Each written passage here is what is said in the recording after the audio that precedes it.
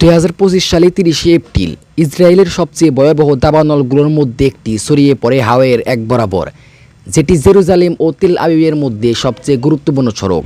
মুহূর্তেই আকাশ ঢেকে যায় কালো ধোঁয়ায়, দিন যেন রাত হয়ে যায়। মানুষজন গাড়ি ফেলে রেখে জীবন বাঁচাতে দৌড়াতে শুরু করে।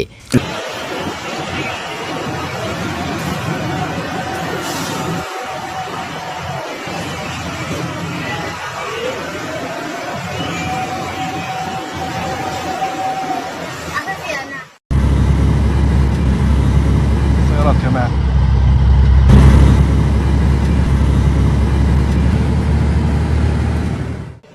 জেরুজালেমের পশ্চিম অঞ্চলে এই বিধ্বংসী আগুনে কমপক্ষে 10টি গ্রাম থেকে 10,000-এর বেশি মানুষকে জরুরি ভিত্তিতে সরিয়ে নিতে হয়। গ্রামগুলোর মধ্যে ছিল বেমারে সরেশ, গাতারেম এবং রামায়েত রাজিয়েল। জীবনের চেয়ে মূল্যবান কিছু নেই, এই বাস্তবতা সবাই অনুভব করে।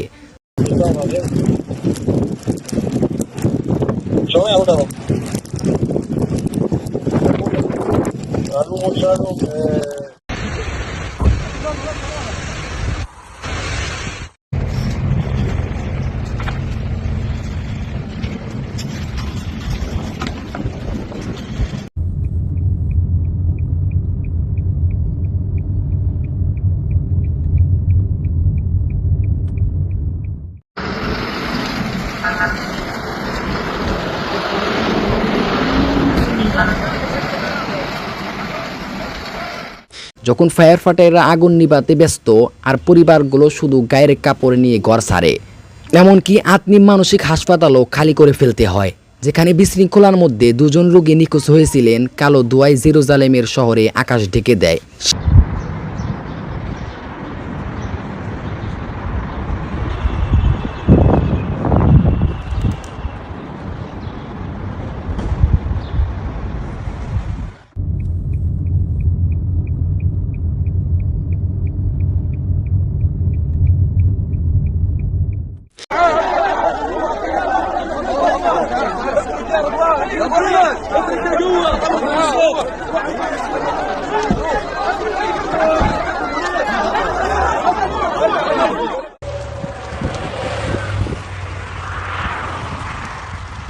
শ্বাসকষ্টজনিত ঝুঁকি তৈরি করে এবং পুরো শহর ঢেকে ফেলে বিষাক্ত কুয়াশায়।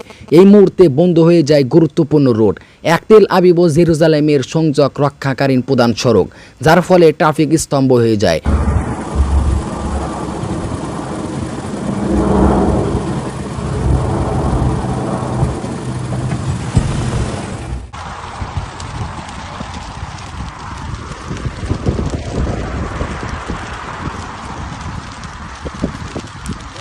اشي مش طبيعي هون، اشي مش طبيعي. قلعت الدنيا. كل شيء طلع طلع طلع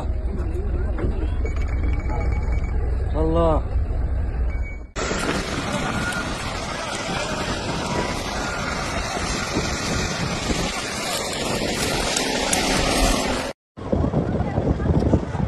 شارع اللطرون دير بالك.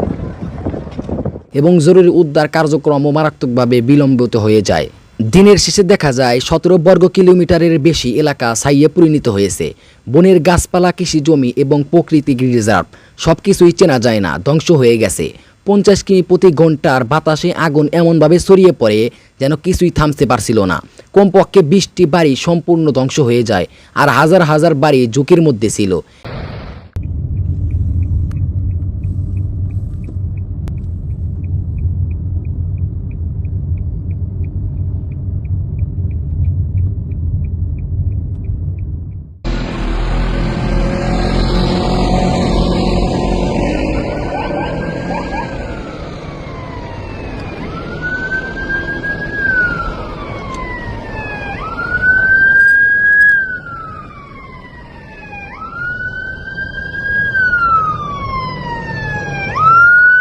এই দাবানল আর সাধারণ আগুন ছিল না, এটি একটি বিধ্বংসী ফায়ার স্টর্মের রূপ নেয়, ইসরায়েলের ইতিহাসে অন্যতম বৃহত্তম।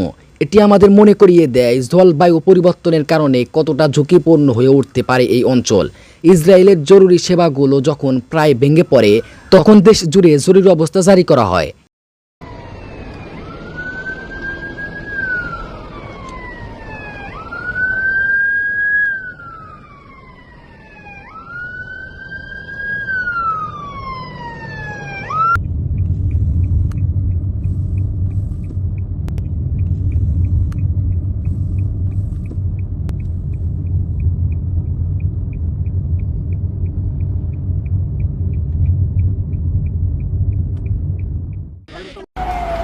120টিরও বেশি ফায়ার ফাইটিং টিম পাঠানো হয়, সঙ্গে হেলিকপ্টার, মিলিটারও ছিল। 12টি বিমান আগুন নিভাতে আকাশে উড়ে যায়। আন্তর্জাতিক সহায়তা আসে। ইতালি ও ক্রোয়েশিয়া আগুন নিভানোর জন্য বিমান পাঠায়, তবে গ্যাস ও সায়ার গ্যাস সাহায্য করতে অস্বীকার করে, যা জনমত বিতর্কে জন্ম দেয়। তবুও সমস্যা থেকেই যায়। সবচেয়ে ক্ষতিগ্রস্ত এলাকাগুলোতে পৌঁছানো ছিল অত্যন্ত কঠিন।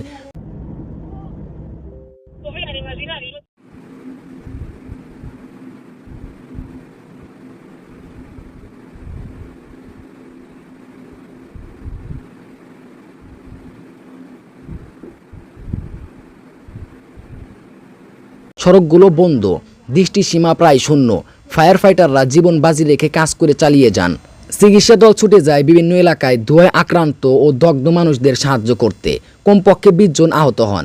বিশেষ করে শিশু ও বয়স্কদের জন্য ছিল পরিস্থিতি পুরাই ভয়াবহ। অ্যাম্বুলেন্স আর র্যাপিড রেসপন্স ইউনিট প্রধান রোডে সারি দিয়ে দাঁড়িয়ে থাকে।